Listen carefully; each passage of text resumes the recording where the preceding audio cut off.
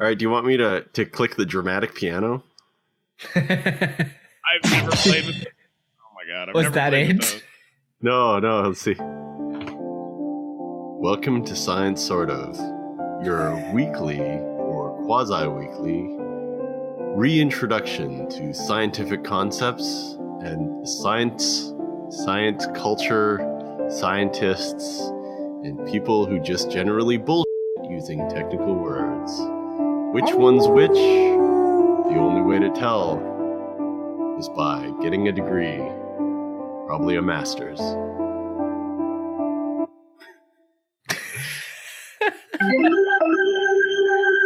Good joke, Ben. Oh boy! All right, good outtake for the outtake section. From ScienceSortOf.com, you're listening to Science Sort of.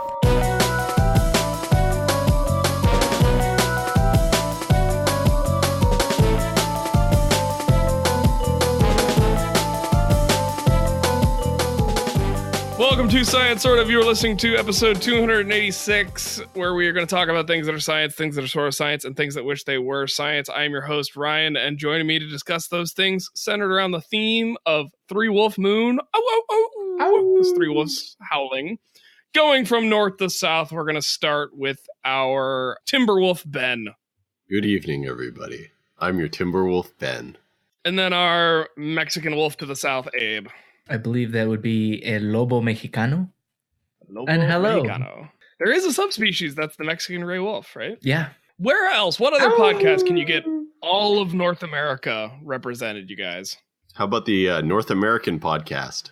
Well, we should start that show if it doesn't already exist. Yeah. Abe, I did check. Technically, your apartment is 0.03 latitudes south of my apartment. So Really? you're technically south of me. Yeah. Technically. I looked it up. That's fair. All right. So, I mean, I do have to go kind of north whenever I go towards you. right, from East Virginia. There's a lot of directions involved in our east and Wait, then there's north. back and forth. There's an East Virginia now? There is now. I live in East Virginia. Is it notable for its mountain papas? It's notable for the lack of mountain papas. It's notable for having lost the Civil War, so it shouldn't get to keep its original name if West Virginia. Anyway, it's a whole thing. That's not what this show is. This show is a show about science and things that are sort of science. And one thing that is definitely sort of science is the chupacabra, Sort of. which sort of is what there was a article earlier this year I saw getting passed around social media about a wolf-like animal that baffled scientists. So first of all, I think, is it fair for me to say, my fellow scienticians, that whenever a headline claims that scientists are baffled, it's probably not going to be a great article? Yeah. Yeah. Well, We're baffled all the time. That's not a rare occurrence. well, that's true. I mean, like if it's particle physics, it's usually an okay one because particle physicists, it's hard to surprise them. But I mean, scientists are baffled all the time. And when the article points out that like a thing had to be sent off for analysis, it's not like the scientists are sitting there like, man, I can't figure it out. It's like, no, we're working on something else until the analysis comes back. Like, that's not a state of bafflement. Probably even forgot that analysis is even out there. Yeah. It comes back and you have to reteach yourself where you left. It's like, what were we looking for? Oh, right. Yeah. Oh, that's that wolf-like thing. All right, so this is a pre-story to get us into our first wolf story, because we're going to try and include at least 3 different wolf-like stories in this episode, and then a story about a moon. A animal was shot on a ranch near Denton, Montana, because the animal had the audacity to approach some livestock. And my first comment is, shooting an animal that approaches your livestock is totally legal. It was on private land, and ranchers have a lot of very broad rights when it comes to shooting things on their property, especially carnivores that approach their flock, their herd. But like, couldn't you just shot near the animal and scared it off? Right. I feel like if it's obviously a canid, it's gonna be smart enough to eventually learn that your herd is off limits. But anyway, that's my whole other thing is I don't like the shoot to kill attitude. Do canids, personally, can you teach a canid to stay away? Yeah, it's actually pretty easy to discourage wolves from bothering animals. So like first step is just to have a human near the animals, like canids, wolves and coyotes. We're talking about wolves and coyotes if we're talking about wild canids in North America. And not foxes. Foxes are technically canids, but a fox isn't going to come after a cow, right? I guess if you have like a free-range chicken ranch, maybe you got to worry about foxes. But we're mostly talking about, out west, we're talking about larger canids like wolves and coyotes. Out west, coyotes aren't large. They're well, wee. No. They're not that. Most of these animals are smaller than pop culture depicts them as anyway. Wolves are big, dude. They're big, but they're not like Game of Thrones or Liam Neeson in The Gray big. Okay, so a wolf could kill me, but a coyote couldn't. How about that? A western coyote couldn't. I mean, but a pack of coyotes no, can you fend off and coyotes don't hunt in packs. They west. can. They will form packs. Not out west, dude. I don't know about your weird eastern wolf hybrid coyotes. Have I talked on the show before about the coyote and the badger that team up and go hunting together? Well, that's a badger, not another coyote. Yeah, but you're saying if a coyote and a badger both attacked you simultaneously, you would survive? No, of course not. No, not a badger. Right? Yeah, the badger would take out your Achilles tendon, and then you'd be on the ground, and the coyote would rip out your throat. Yeah, but I could take a coyote. Even two coyotes I could take. All right. But not two wolves. If anyone has access to coyotes, would murder me. One wolf would probably murder me. I was going to say. But I don't think they would, because I think wolves... Okay, so here's my hot take on wolves in the Mountain West, where people have ranch lands, and the idea of wolf reintroduction, which is something I will go ahead and just say I fully support, is a very contentious issue out there. So I'm coming from a very biased place of I am pro this policy of reintroducing wolves and then not shooting them once they are reintroduced. And you can scare wolves off with a bright light. Like if you just shine a spotlight at them, they will usually run away because they realize they've been spotted. And the whole idea is they want to get, they're a pursuit predator. They want to run things down, but at the same time, they don't want to be spotted until as late as possible. Making a loud noise like firing a gun, not necessarily with the projectile hitting the wolf's body, will sometimes scare wolves off. But we've even found that just putting up a fence and then putting like brightly colored or reflective streamers on the fence will prevent wolves from trying to cross that fence. That's fantastic. It's also worked on roads, right? I don't know about roads, but I think, there's also the idea that if you connect, what's the word I'm looking for? So there's a lot of fragmented habitat. And so if you unfragment the habitat by creating forest corridors in between your fields, then the wolves won't have to come through your fields. Even if they're not like coming after your herd, they might still have to cross your field because it's part of their pack's territory. They're looking for other prey. And so if instead of just putting up barbed wire fences everywhere, if you just include patches of forest connecting disparate parts of the forest across your ranch land, then the wolves will just stay in the woods and they won't even come out into the open pasture. So, and that's worked fairly well in Europe, right? In Central America, it's a thing they do. I first learned about that technique in Costa Rica. There was, conservation groups were working with dairy farmers to maintain forest patches because it reduces wind chill on the dairy cows. So the dairy cows would actually produce more milk if they were kept warmer by breaking the wind from having tall trees. And then also it gave corridors for things like jaguars to stay in the forest and not come out into the pasture and see the animals and potentially go after them. So it's just a win-win for everybody. So I'm a big fan of keeping carnivores on the environment. There's a lot of studies that show that there are reduced road hazards because when you reduce the number of deer and elk and things like that in the environment, you're less likely to hit them with cars, blah, blah, blah, blah, blah. So anyway, the point of this story was that Patrick sent it to me and I got very annoyed because it is a photo of what is very obviously a wolf, but it is a wolf-like animal that baffles scientists because its proportions were just slightly outside the norm for what a wolf was. So we sat on this one for a little bit, and then the Montana Department of Fish and Wildlife released the DNA results. And guys, can you believe it? It was a wolf. Is it a wolf? What? It was a wolf like what? The whole time. I don't...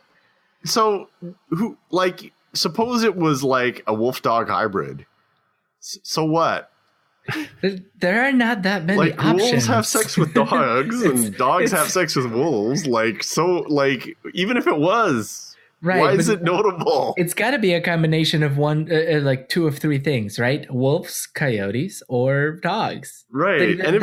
That's the end of the options. In the end, it was just an uggle wolf, right? But if it was like, even if it was like 50% dog, 50% coyote, 50% wolf or something, like, why would it be newsworthy? It was a misunderstood wolf, okay? I think it's newsworthy because I made the chupacabra joke, and I think a lot of the ideas surrounding cryptid animals, things like chupacabra, are because anytime a person sees an animal that doesn't conform to what our experience, which for most people probably comes from pop culture. If you're a rancher in Montana, maybe you have more actual experience with these animals. But for most of us, like, our conception of what a wolf looks like comes from pop culture. Right. And it's the same for other animals like chimps. So what most people think of when they think of a chimp is really a juvenile chimp, because adult chimps can't be used for television shows and commercials and stuff like that because they get too unwieldy and they're too strong. Right. And so they're ugly looking. they're not as cute. They're not as cute. Younger animals are usually cuter. And so our conception of what animals look like often comes from a very, very, very small subset of those animals that can be trained to work in media. And so if an animal falls slightly outside that range, you might not recognize it. And especially if it's a hybrid species, the proportions, its legs and its haunches and things like that might be slightly off enough that you might think it was something else. But I think we have just generally a kind of low understanding of the natural variation that occurs in nature, right? That makes sense. So I mean, this wasn't that big an animal, Ben. She was 84.5 pounds, 45 inches from tip to nose to rump. So not including the tail, and young, non-lactating female. They estimate between 2 to 3 years old. Teen wolf. A real teen wolf.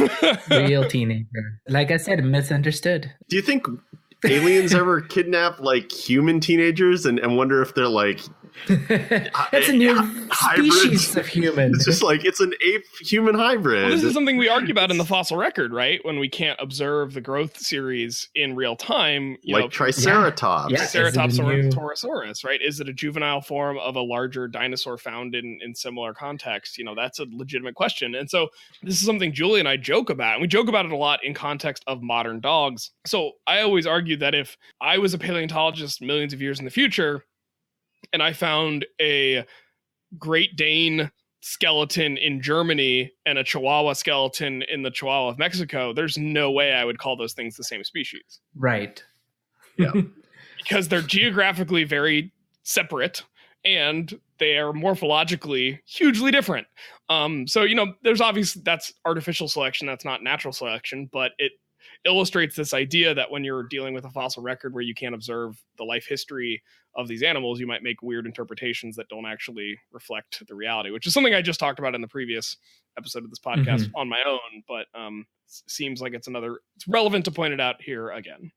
So the last paragraph of this article even mentions a previous case of almost the exact same thing where, a rancher shot a wolf dog hybrid and they didn't know initially what exactly it was, and they were sent off for analyses, and then it came back that it was a wolf dog hybrid. So it's like almost the exact same scenario in the article says about 150 miles east of Denton. So like same area, basically.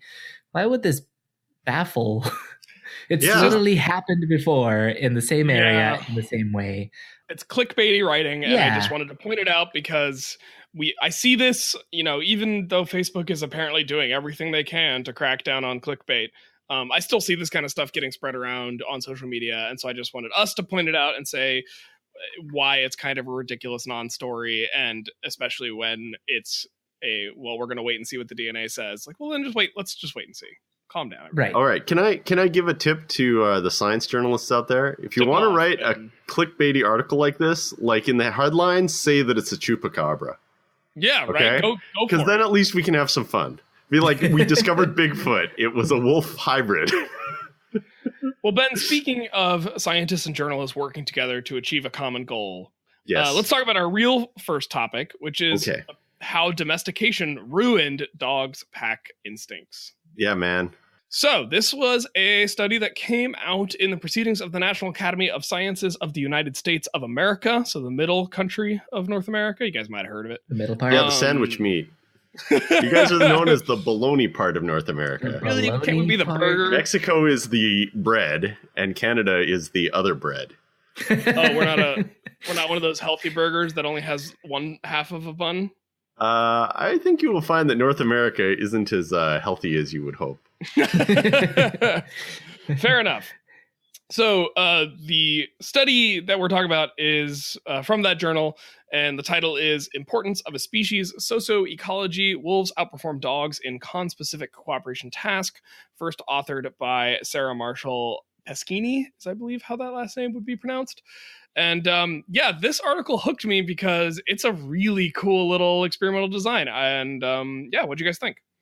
It baffles me how, so Ben, we just talked about how scientists aren't as baffled as often. No, I'm baffled routinely. Hold on. The deal is they gave these dogs a cooperative intelligence test, and then they gave wolves a cooperative intelligence test to see if they could solve a puzzle by cooperating. And the dogs were terrible at it, but the wolves were good at it. Okay, but I don't understand how people make these intelligence tests, right? People are routinely giving them to crows and apes and dogs, I guess. And I'm like, who comes up with these tests? Well, it started with a Greek man named Aesop. Right. And he came up with a bunch of stories, and then eventually scientists realized we should use those stories to test them on animals. Right. Okay, so this is just like Aesop's fable, the time two dogs had to pull a cart using a rope. Basically. So the way the test works is there's a facility in Vienna, Austria, where 14 wolves and 14 dogs are kept, and they're all raised. I think they're raised as separate groups of wolves and dogs, but they're all raised in the same conditions with the same levels of human interaction to kind of control for all those variables.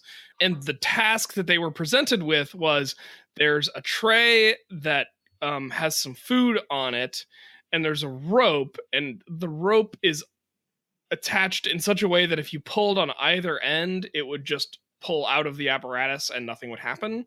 But if both ends are pulled simultaneously, the food would be slid into the enclosure and both animals would get a little snacky poo. Yeah, the rope is hooked around the tray using a series of pulleys. So if you pull only one side of the rope will pull through the mechanism, and then you'll just have a free rope. So you have to pull both sides. So you have to cooperate. Right. And if you had two hands, like a decent animal, you could do it, but dogs only have one hand, and it's called their mouth.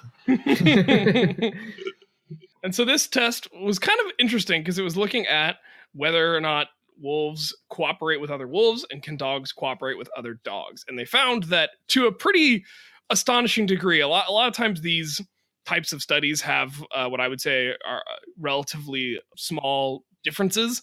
And while the sample size is maybe a little small and the number of trials maybe, can obviously be increased, the difference that they found was pretty obvious. Like, it was really clear that wolves are just better at this than dogs. Like, the wolves would figure out, they'd kind of paw at it, and eventually both of them would get their mouths on the rope and then they would pull, whereas the dogs would almost avoid each other and not want to get in each other's way. And so in doing so, they were less likely to be able to pull off the task and get the treat. Yep. What I want to know is, did they try one of each?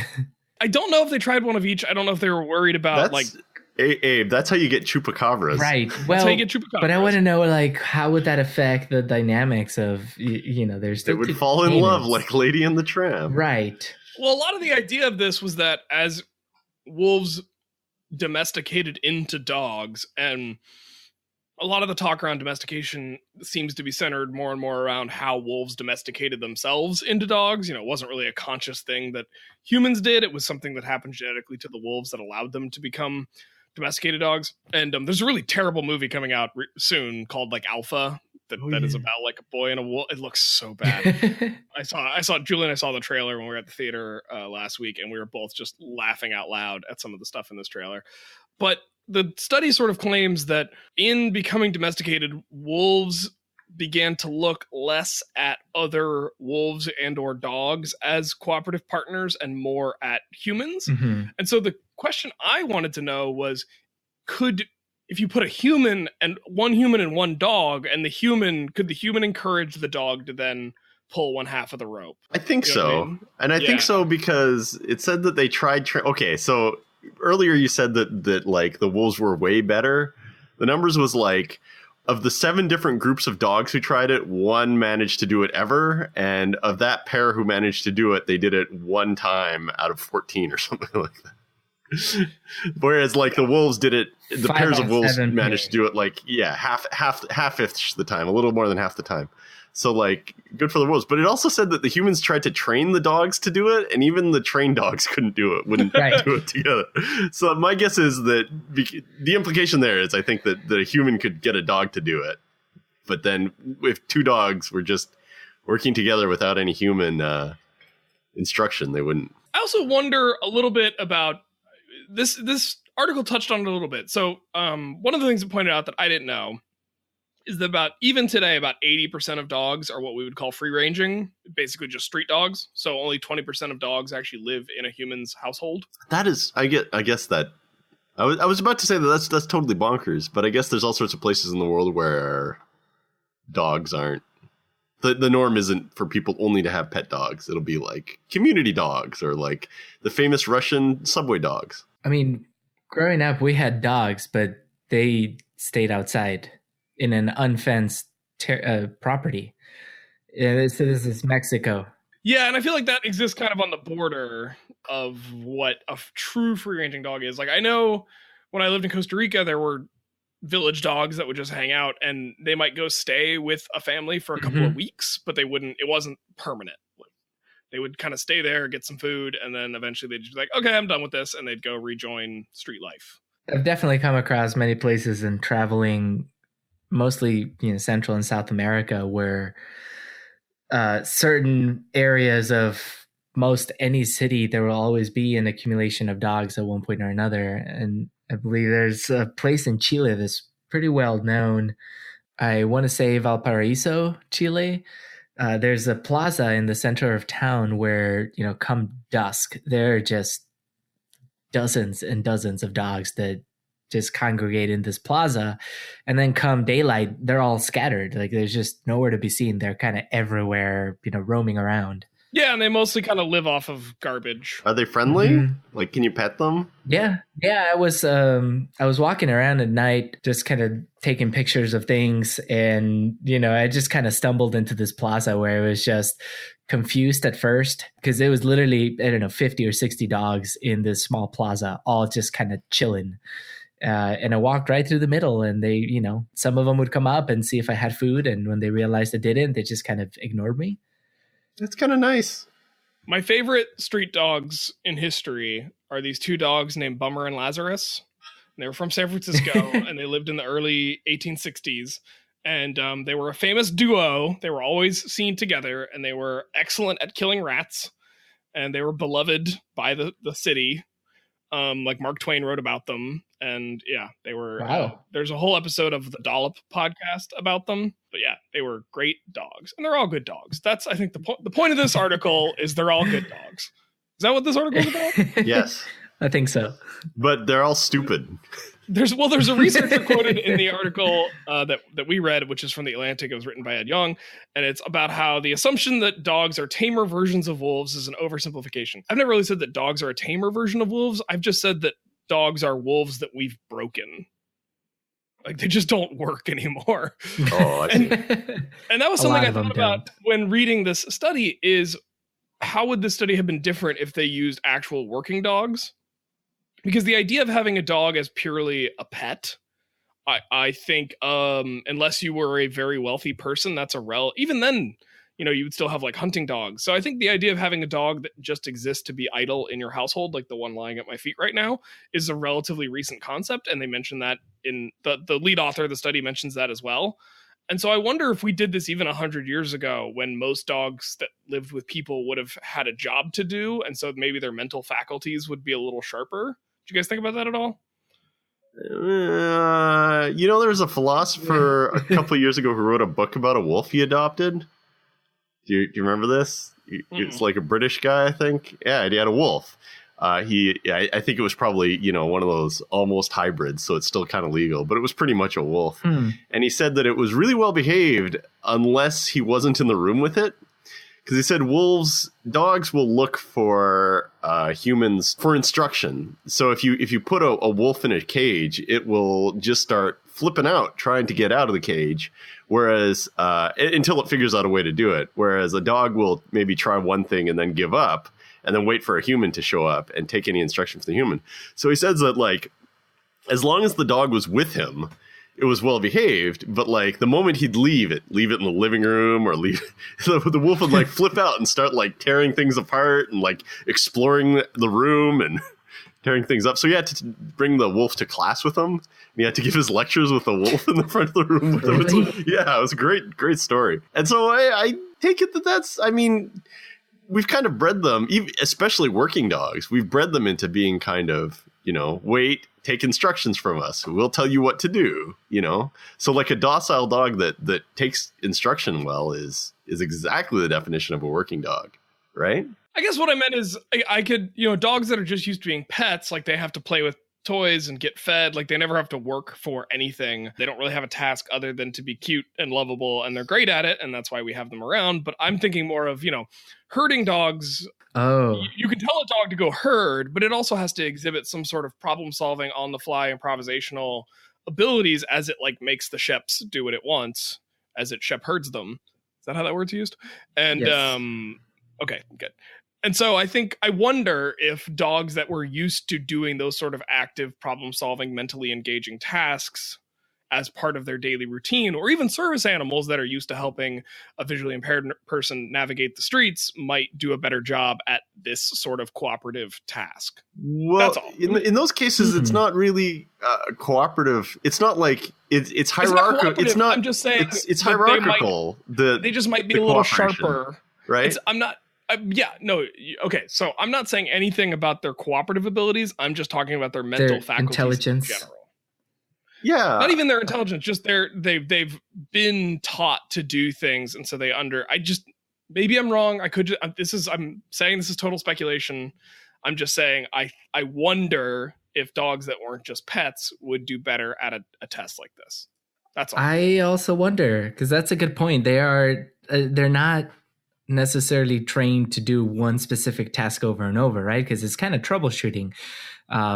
Like sheep herding dogs, the sheep are not going to behave the same way every single way, and so the sheps, yeah, and so they're going to be looking for patterns, but also troubleshooting on the go. And I think that's a good point to bring up. Like, if that is what they're trained to do, maybe they'd be a little better at troubleshooting, a different task. Which is not a knock on this study. It's just, I think that would be an interesting follow-up to this experiment. I'd like to see like bad dogs. So like dogs that were like lap dogs, but maybe two of them, maybe like they lived together all the time and they were like deliberetely bad all the time together. I think they'd be better at the task than like two sheep dogs that were like really good dogs. Yeah, but they're all good dogs, Ben. I mean, I used to have a pretty bad dog, and when you have a dog that's like mischievous and will like definitely get into trouble when you're not around, eat the butter, jump up on the table, that kind of stuff. I think you've got a dog that's better able to do these intelligence problem-solving tasks. I don't know. I mean, should we ask a dog? I have a dog here. Yeah, Really? Ask the dog. Ask the dog its opinion. Come here. What do you say? Nothing. I got nothing from this guy. Well, maybe he can't figure out the question. It's a little warm in here. It's a little warm in the recording studio, and so he's flopped right now. But he is what my mother-in-law refers to as a Velcro puppy. So he just sticks to you.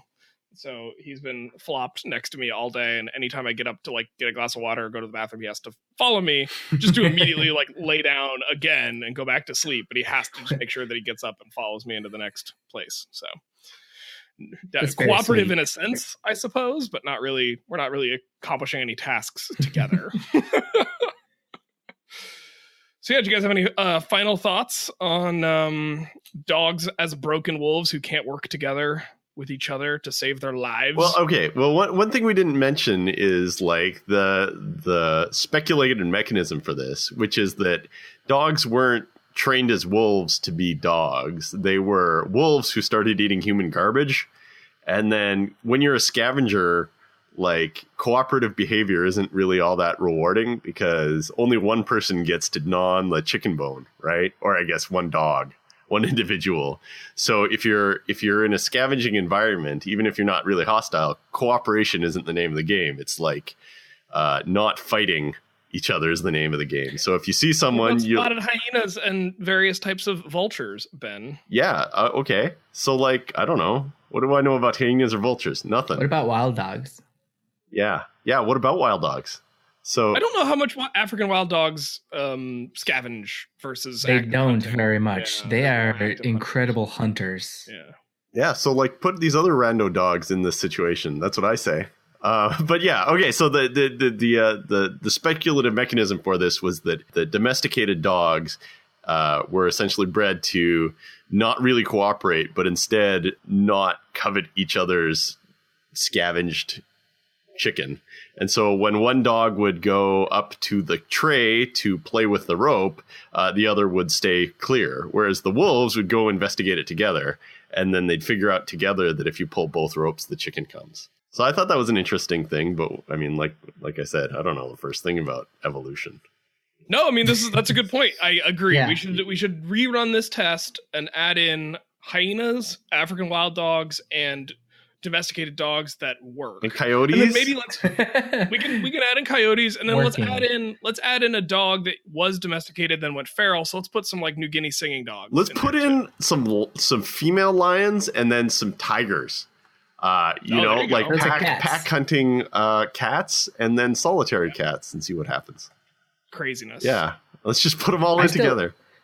I still would also like to see a combination. Like, what if you put a wolf and a dog together? Will they be able to figure it out? Say, I don't think for so. I example, think a working dog and a wolf. Working dog, maybe, but I think Ben's right. I think the dog would just steer clear of the wolf as the wolf investigated it. And I have a sense, maybe I'm wrong, that the dog would be more timid and wouldn't approach the apparatus while the wolf was there, and so they would never be able to actually cooperate. What if they were friends? Like dogs can make friends with anything, including wolves, presumably. That is dogs' special abilities. Yeah.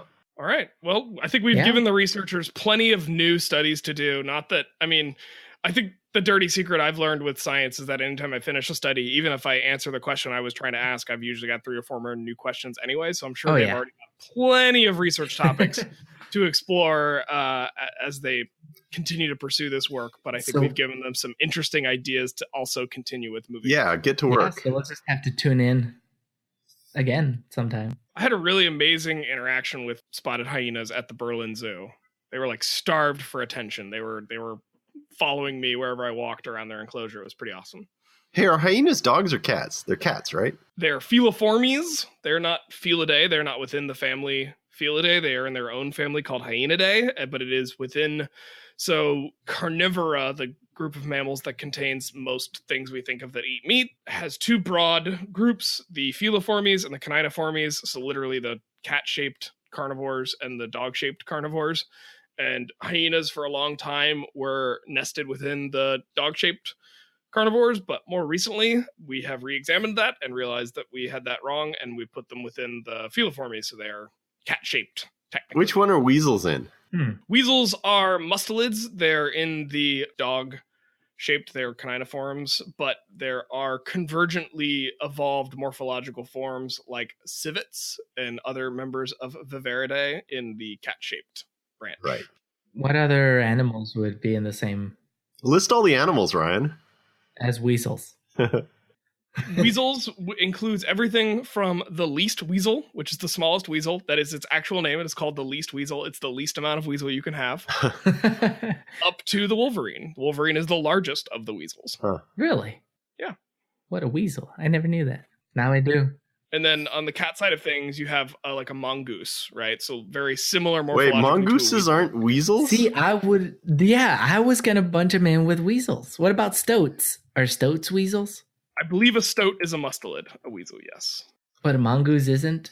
A mongoose is Herpestidae, which is the convergently evolved Feliformes version of a weasel. So essentially, there's something about the weasel body plan of being long and silfish. We actually did an entire episode about this a few months ago. The episode was called Weasel Force 5. I don't remember the exact number of the episode. I will look it up. But essentially, there's something about that body plan that works well enough that it has evolved convergently in multiple lineages. Huh. That was episode 252. Hey, what are bears? Bears are ursids, and they are within the Caniniformes group. They have sister groups that are extinct called amphicyonids and hemicyonids, which are often referred to colloquially as bear dogs. And so there's like there are these weird fossil forms that are like if bears were even faster and better at running.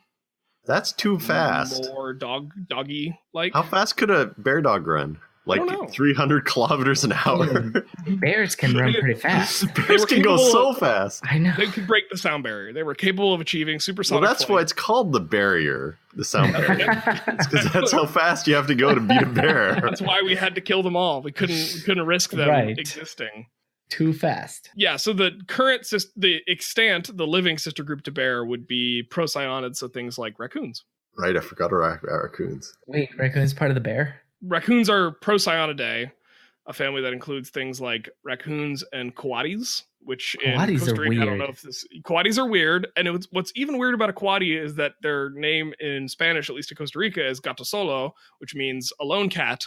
And they are not a cat. They're in the raccoon family, but they also will live in groups of up to 80 individuals. And so I'm not sure where the solo part came in there. Like, you see that thing over there with 79 other copies of it? We're going to call that thing the alone cat. Like, what? Cat. No, that doesn't make any sense. I think actually coati is the Spanish word in like the native Spanish word, because in Mexican Spanish is coati. Yeah, I think you're right. Yeah. So same word plus an accent. Yep. On the I. But if you look up gato solo, it comes up as a coati. Maybe it's like how Han Solo is never alone. That's a good point. It's just cool. Like, it's just a cool animal. Oh, sometimes it's called a like coati mundi. Call that one the solo. I mean, they're very cute. They look. They are. To me, coatis look like if you let the. Wait, okay, you need to spell it now. Coati. To me, coatis look like if you let the Pokemon design team, you told them what a raccoon was, and this is what the Pokemon people would come up with. They would come up with a slightly cuter version of a raccoon. Oh, it does look like a Pokemon. Yeah. Huh. No, weird. It's a Pokemon, Ben. There's an accent where it's like a badger and a monkey had a kid. Well, badgers are they're back over in the. Well, I guess badgers are also in the dog-shaped carnivorans, but badger phylogeny and skunk phylogeny, they sometimes get put in the weasel family, and other times they get put in their own badger family and or skunk family that is the sister family to the weasel family. And so that's an open question or debate, or at least continued analysis within carnivoran phylogeny. And then you have like seals. Yeah, that are dogs. Right. But so seals are also in that same group. They're not they look like dogs. Well, yeah, they evolved from. They're in the cat. They're ugly. They are in the dog-shaped carnivoran group. They're Caniniformes. So there you go. You guys have any other questions about carnivoran phylogeny? Thanks for listing all the animals. I feel like I listed a lot of animals. Can you just say for the record that great pandas are bears and not something else? Currently, it has moved around a little bit, but giant pandas are within Ursidae, so they're within the true bear family. But what about the regular sized pandas? So red pandas are in their own family, and if I remember correctly, they're the only species within their entire family. They're like pikas. Oh, they're so lonely. So yeah, they're in a family called Alliuridae, and I'm pretty sure they're the only living member of that. Although we actually have red panda fossils from a lot of different parts of the world. So they're actually red panda fossils from Tennessee. Really? Yeah, from the gray fossil site. The gray fossil site? Okay. Yeah, all right. Yeah. Their skulls look very similar to modern pandas. The main difference is the fossil pandas still have a little bit more of the slicing teeth and a little bit less of the grinding teeth that we see in the modern ones that are almost strictly herbivorous. So they, you can see them going from a more carnivorous lifestyle to a more herbivorous lifestyle, which is pretty cool. Neat. Okay, but to get back to the point, the black and white pandas are bears, okay? So that's the last I want to hear of it. People bears. I have to eat dinner with. I mean, it could change. Oh, dinner parties.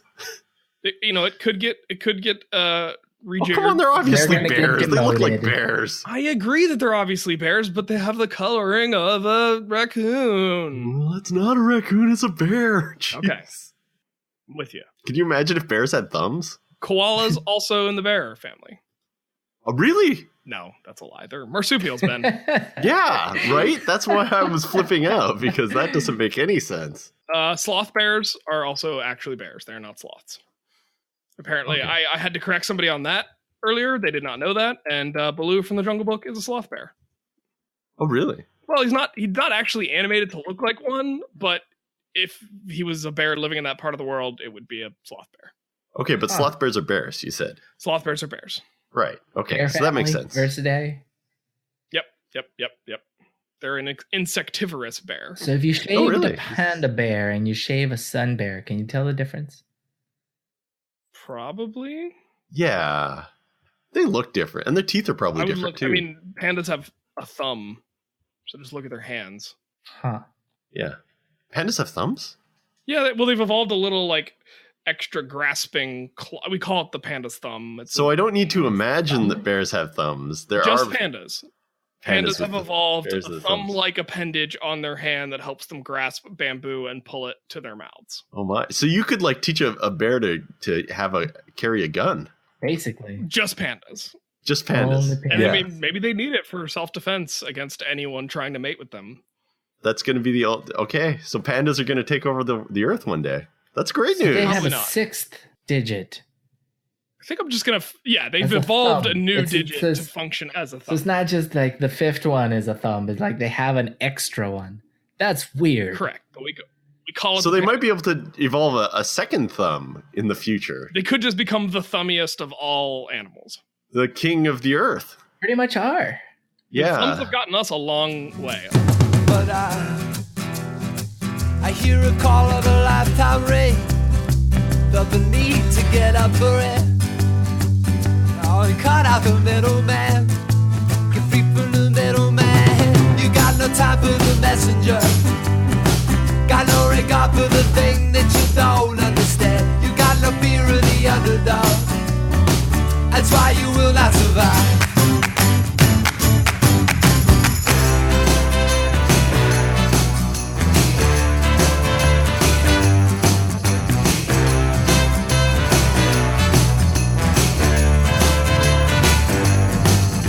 It would not be an episode of Science Sort of if we didn't also talk about what we are drinking. And after explaining the vast majority of carnivorous systematics to my two co-hosts, I am parched. You've earned your beer, Ryan. I'm having a beer. How'd you know, Abe? I just guessed. Okay. I mean, it's like a 80% chance you're having a beer, right? So it's an easy guess. It's funny. I don't drink a ton of beer just day to day. Most of my beer consumption has coalesced around the podcast. That makes sense. Yeah. Yeah. I You know guess. why? It's because you're really busy, and also beer drinking is special to you now because you're so used to talking for 15 minutes about what type of beer it is. It's mostly I just drink whiskey. Yeah, because you're a grad student, right? Yes. So it's nothing but technically self-pity drinking. Grad student. Oh boy. Okay, so this week I have a beer that was given to me by a former guest of the show, Jen Gallagher, professor of biology at West Virginia University in Morgantown, West Virginia. And she has some friends who live here in the DMV, Dana and Jim. Jim actually works for the West Virginia Geologic and Economic Survey, Abe, Oh, we should meet. right? And they brought me some of the beer that Jen talked about in her episode from Chestnut Brew Works in Morgantown, West Virginia. And so I'm having the Halleck Pale Ale. Neat. It's a very Wow. good, I believe it's the Halleck Pale Ale. It's not labeled, but that is their pale ale, and it definitely smells and tastes like a pale ale. And I can't remember exactly what she told me it was. So I'm sorry, Jen, but I'm pretty sure it's the Halleck Pale Ale. And I had to do a little bit of research to figure out where that name comes from, and apparently it's a Civil War general who had sympathies with the South but wanted to maintain the Union, and so went ahead and fought for the Union and was a pretty good general. And then Yeah, I his think name was served- Albert Colonel Hollis, right? he was Alcohol. Henry W. Halleck, Oh, okay.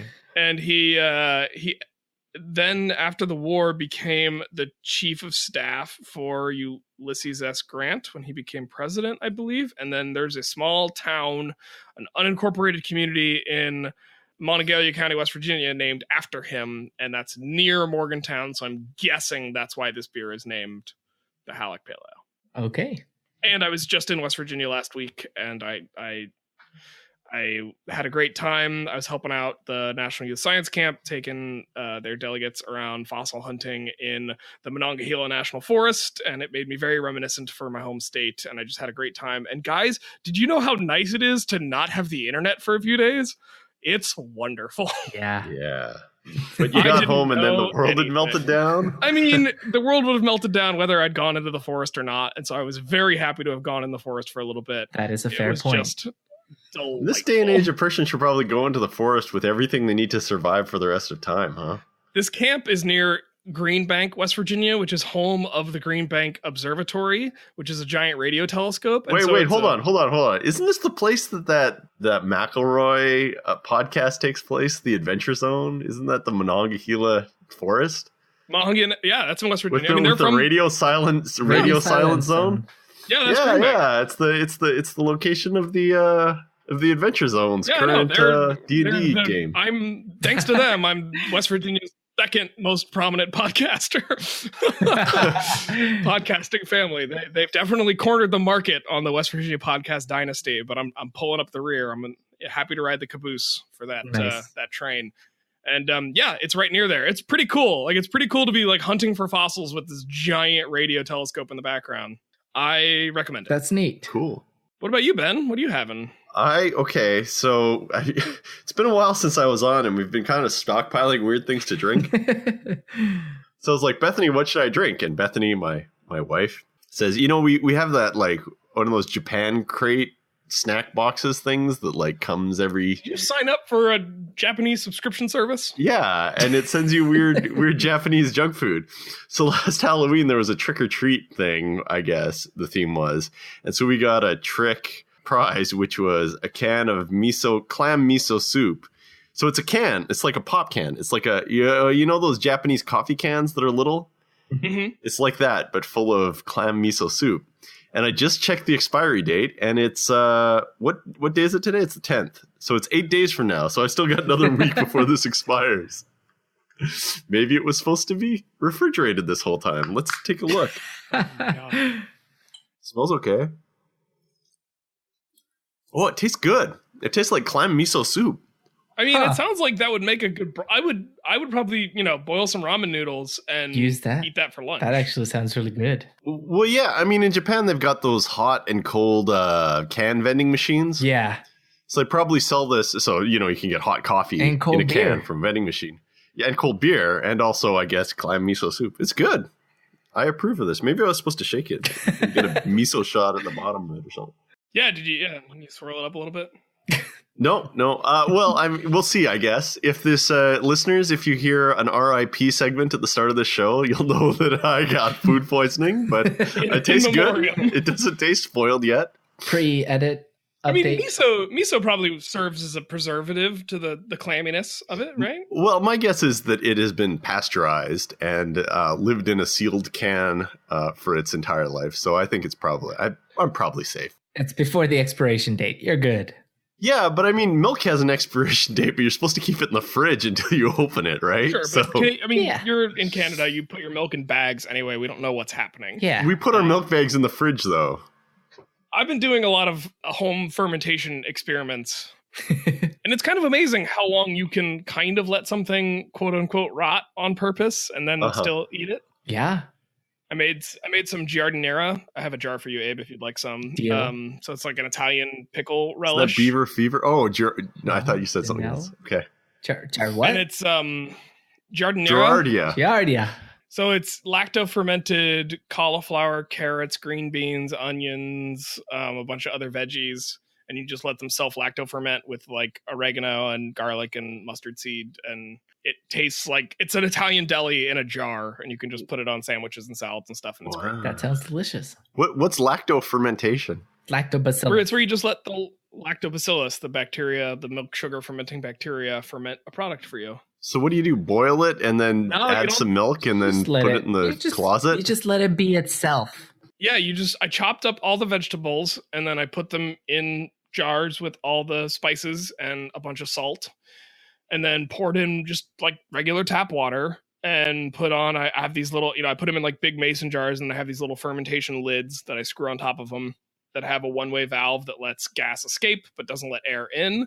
Sure. And yeah, like within 8 hours, they're going crazy, and there's like there's bubblage just happening. But what keeps like bad bacteria? What keeps like salmonella or like, I don't know, some bad bacteria? I have what are called kraut stones, which are these glass weights that keeps everything under the surface of the water. So there's something, I don't know all the exact science. I'm not a fermentologist, but I guess if you keep everything that you're trying to ferment under the surface of the water and it's not exposed to the headspace in the jar, and then you keep the fermentation lid sealed properly, and so no outside air can get in, I guess the bacteria that naturally occur on the vegetables is the right kind of, it's the right kind of lactobacillus is an incredibly common bacterium. And so it just does the job. And then as long as you kill the fermentation with some vinegar at the end and then refrigerate it once you've killed the fermentation, you're good to go. Huh. I've never had any issues anyway. And Abe has eaten some of the things that I've lacto-fermented, like the hot sauce. And I'm still alive. He's been fine, I think. Yeah. I believe that I believe that it works. I mean, humans have been around. We know these tricks. I mean, do you like kimchi or do you not like kimchi, Ben? Interesting story. I like it, but then once when I was in university, I thought I really liked it, and I bought a jar of kimchi, and then I got this really high fever, and I had to go to the hospital, but I was okay. But who knows what it was? But after what? Oh, Bethany's rolling her eyes. I've eaten kimchi many times since then. Kimchi's fine. I like it great. I'm just saying that, like, self-jarring stuff, sometimes not the... Well, speaking of, I actually got this. So they gave me one of those half growlers, the 32-ounce growlers of beer, Abe. Mm-hmm. And we went out to Korean food. I got to meet up with Jen in person and her friends Data and Jim, and they brought me this straight from Morgantown, and that was awesome. And we went to Bull, which is a Korean place in Adams Morgan here, and I guess Bull means fire, and it's all about like Korean street food. And they had a dish called KFC, Korean fried chicken, and it is the closest thing I've had to hot chicken since leaving Nashville, Abe. That's kind of disappointing that there isn't more of it. But it was so spicy I could barely finish it. Like I had to stop eating that it. Hot. Yeah, Nashville. Proper Nashville hot chicken. Yeah, like actually spicy. Like it was actually painful. Wow. I want to eat this. Okay, we can go there. Nice. Deal. What are you drinking? You can come too. Wait, hold on. Before I finish, I have to tell everybody that I'm tell us kind more of about your clams. I like Korean food a lot. I think it's really good, including kimchi. I enjoy it. It's one of the great cuisines of the world. I love a good Korean barbecue. It's hard to beat. What are you drinking? Sorry, I didn't mean to interrupt you. So I have been saving this one for a while, and it was gonna come in handy. And the brewery that I'm drinking the beer from is Chaos Mountain Brewing. I've seen them around town. Yeah, they're I believe they're a Virginia brewery, Callaway, Virginia. So I'm drinking Which state was that? East Virginia. East Virginia. Callaway, East Virginia. So What? I'm drinking local-ish. Wait. We went over this, Ben. Right. And I'm drinking their Scotch ale called Squatch Ale, and it's got a picture of a Sasquatch in the front. I knew we were going to be talking about certain creatures of North American, well, I guess this one's kind of global fame, but I thought it would be appropriate to have this one on this show. And it's you're saying the wolves are what is global? No, the Squatch. The Squatch is global. And we talked about in different versions of a Squatch, right? It's not a uniquely North American mythological creature. Whereas wolves are just circumpolar. Right. Circumarctic in the northern hemisphere. Right. But we also talked briefly, we mentioned the chupacabras, which is also the name originated in Mexico, but it's a multi-culture, multi-country concept that's been around. It means goat eater, right? In different shapes. Bloodsucker. I thought it was Goat goat sucker. Goat sucker. Goat sucker. Sorry. Yeah. And it's a concept that's been around in various shapes and forms and names for many years. So, Did you ever see one out on the ranch in Jalisco? oh yeah, about twice a week when I was about 10. Could see it out the window. Pretty sure they were just flooding the field next to my house. That's scary. You gotta be careful, man. That's what you get when you live at the edge of the town, where you look out your window and all you see is trees and meadows and a lake. Okay, Abe, I've got a question for you. I got an answer. When you looked out your window, did you see any goats? No, I agree with your childhood self. They'd all been sucked up. they were gone. Correct. Yes, Yeah. you can't argue with that logic. Yeah, exactly. And I once went out into this area of non-developed land with my brothers, and we built a really terrible tree house.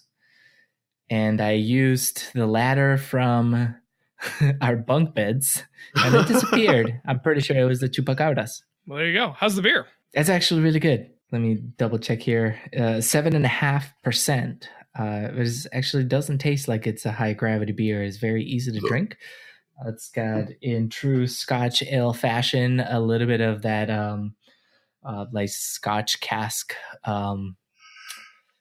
aroma and Ben just mouthfeel to openly it. burping and yawning while you're Oh, talking. sorry. I thought I turned off my microphone. Yeah, Oh, we can hear no. Sorry.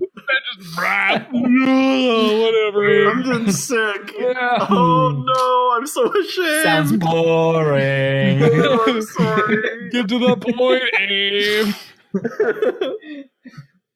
So that's what I'm drinking.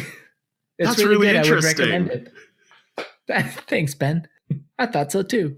So I think this is the first beer I have from Chaos Mountain, but I'm going to be looking out for more of their stuff. So well done. Well, speaking of Greek mythical beings and mountain building events, let's talk about plate tectonics Oh. on Europa. Hey. I wheeled around because I didn't hear what you had said and saw you dancing with a lady up on Limon's bed. And I was foggy, rather groggy. You helped me to my car. The binding belt enclosing me, a sample in a jar.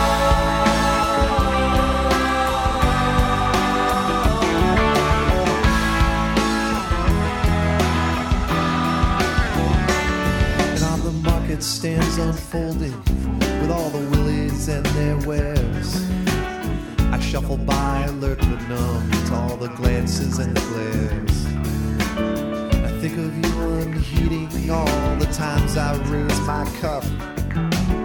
It's now I know that you knew that I'd soon end up. Okay, so we've talked about wolves. Now let's talk about a moon. Abe, what do you got for us? The moon. We got Which moon? a story of one of Jupiter's moon. Does Jupiter only have one moon? No, Jupiter's got It a lot has- of moons. 700,000. No, actually, Ben, we just discovered 3 more. 700,003. So 700. Oh, jeez. It's hard to keep track. So the title of there's this article called "Tectonic Ice Plates on Jupiter's Moon." So that's where the confusing part is. It's got more than one moon. 69 known moons. 69 known moons. There you go. Tectonic ice plates on Jupiter's, open parentheses, one of Jupiter's, close parentheses, moon, Europa, may signal alien life. So yeah, that's the title of this May article it. that came across. Nice. Like I It said, may, you got to it may write your not. clickbait articles like that. Ooh, boy. Yeah, yeah, exactly. And they're not even that far off. It may or it may not, but Right. Yeah, right. it may. It's like how your field was full of chupacabras. Yeah, exactly. It may have been. That one was true. I saw them. All right, so the title of the actual scientific article, which was published in the Journal of Geophysical Research Planets, an AGU journal, is Porosity and Salt Content Determine if Subduction Can Occur in Europa's Ice Shell, first authored by Brandon C. Johnson. Right. Yeah. So this focuses on the potential for plate tectonics, and part of what we know about Europa, or what we believe based on observations and measurements, remote measurements, is that Europa is covered in ice. But below this cover or shell of ice, we have pretty good indications that there is a liquid ocean. We think, not confirmed. We think, not confirmed, but there's good evidence that there should be a fluid sublayer. And so what this study is suggesting, based on some of these observations and a lot of modeling that takes into account some of the parameters for what an ice-covered surface with fluid subsurface, is that there's a lot of potential for the movement of that upper surface. And in this case, being ice, there is, I believe they base it on evidence that there may be seismic activity that likely is resulting from the crust, the icy crust moving around. Right. So this is something that confused me at first. And just so we're abundantly clear, we are not talking about the surface of Europa under the ocean like we would be talking about on Earth. We are talking about the icy crust surface that we can see. So the outermost layer of Europa is the part of Europa we think might be having plate tectonic-like activity. So essentially, the ice is acting as the rocky crustal portion of Earth, and then the water ocean underneath would be acting almost like the mantle in the Earth system. So it's kind of a very it's an alien system, but it has some functional similarities to what we see on Earth. So based on this, in this study, the lead scientists basically try to model a bunch of predictions that what would happen if this was the case, and how would it influence the potential for life within, and it is believed that if Europa sustains life, it's likely going to be in this protected fluid / liquid layer subsurface beneath the ice. And so one of those questions, pretty central question of it is, where are the nutrients coming from? Because in a place like Earth, where you have a core that's surrounded by some liquid, our core on Earth is actually providing a lot of nutrients for life. And we go to these deep ocean fumaroles where you have the core or the mantle. The mantle, sorry. So meaning a core, a solid interior, not the core in the geological sense of the inner iron, nickel / outer. Yeah. In this case, and that's a good point. In this case, I'm referring to the core of our planet as being everything, including the rocky center of our planet is the better term, surrounded by an ocean, right? And so this rocky center, the core, mantle, and crust combined, are releasing a lot of nutrients into the oceans that drive life, even at great depths where you don't have other forms of nutrient supply like sunlight. Yep, black smokers deep at the ocean floor. And there are communities that subsist entirely on these nutrients that are being pumped out from the Earth's interior. So we can't assume that's the case for a place like Europa because we have no evidence for it. And so if you are going to look for life in this liquid subsurface or this liquid layer beneath the icy crust of Europa, you have to have a way to get nutrients and some kind of constant supply of those nutrients down into that liquid layer. It doesn't work nearly as well if it's a completely closed system. If you can somehow open the system to the introduction of new inputs, particularly in the form of nutrients and raw materials, then you increase the likelihood that something like life has evolved. Right. And, importantly in this case, the surface is exposed. It lacks a magnetic field the way that our planet does, and so is it close enough to Jupiter? The Jupiter's magnetic field, though. I mean, I know Jupiter also throws off a ton of radiation, so No, I mean the surface is inhospitable because of all the radiation Jupiter pumps out. Yeah, so you just have no protection from that radiation. A cool idea I heard for if we ever tried to get a lander on Europa is one of the ways we could try to get through the ice layer and see if we ever hit an ocean is just to send a lander with a radioactive core for its power source, and then when it lands on Europa, just open up and expose the core, and then just melt its way down through the ice. Sure. It's already like super radioactive anyway. We're not messing anything up by introducing a little bit more radiation. Oh, I see. So just like, and that way we would also ensure that no Earth life, could get in and contaminate, because we would be sending this very hot. Yeah, I think that's the thing that you really need. I just love that idea of just like landing on another planet, then like, okay, open the radiation shielding, and then it just starts falling through the ice until it's melting down, melting its way through the thing. And there's actually a project that's focused on trying to get a lander and a submarine into that subsurface. There has to actually be liquid water down there. There has to be. There and is. So, you think there is, Ben? Yeah. Okay. So Europa's tidally locked to the to Jupiter. So Europa's got a liquid inner part, and you know this for a couple reasons. One, there are geysers coming out the surface. So Europa doesn't have an atmosphere, right? I don't think it does. It was Enceladus that had the geysers. No, I looked it up a second ago. they both do. Okay. Yeah. All right. There can be two geysers. Yeah. So it's got geysers for one thing. Another, it's as it goes around Jupiter, the tides need its shape, and that causes tidal heating, and that melts under its surface. The way I think about it is kind of like a squash ball. How like when you're playing squash, you have to hit the ball against the wall a bunch of times to warm it up. Like the ball gets physically warm from the compression of being smacked against the wall a bunch of times. So it's that sort of that compressive force can create. Is this a thing you have to do when you're playing squash? You got to warm up the ball by mushing it? Oh, yeah. Yeah, that's fantastic. You gotta you can't just use a shmushing Man, I don't know. Are you a microwave? But I didn't. Yeah, okay. Well, that's interesting. Abe and I are racquetball people. We play with a hollow ball that doesn't need any coddling. It's hot to trot right out of the tube. But it does get faster as it heats up. Huh. It does get faster as it heats up. And squash, I believe I'm not again, correct me, squash players, all both of you that still exist. But yeah, I believe you do have to heat the ball up. Mm-hmm. Wow. Okay. Yes. So it's just like that sport that no one plays. That's a really good analogy that nobody understands. It's fantastic.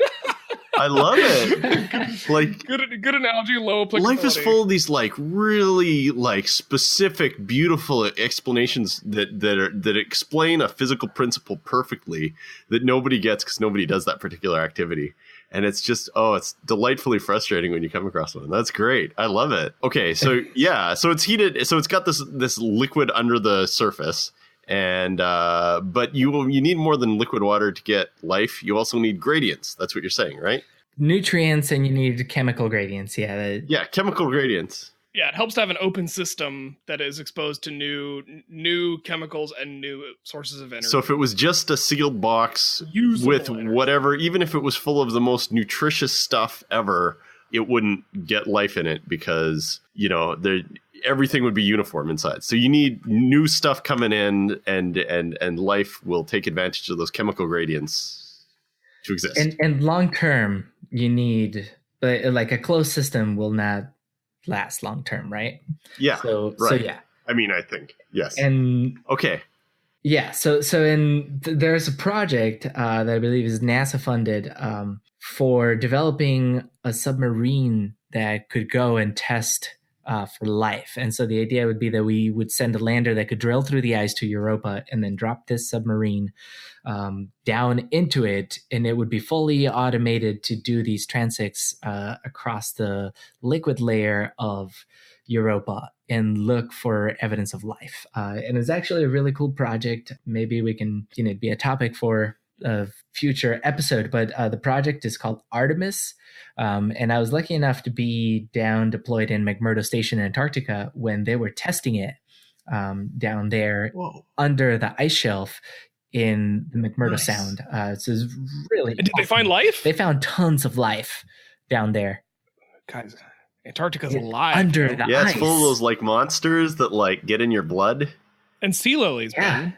Oh wow! Which are actually animals, but we named them after plants and an ocean, and they're really beautiful and cool.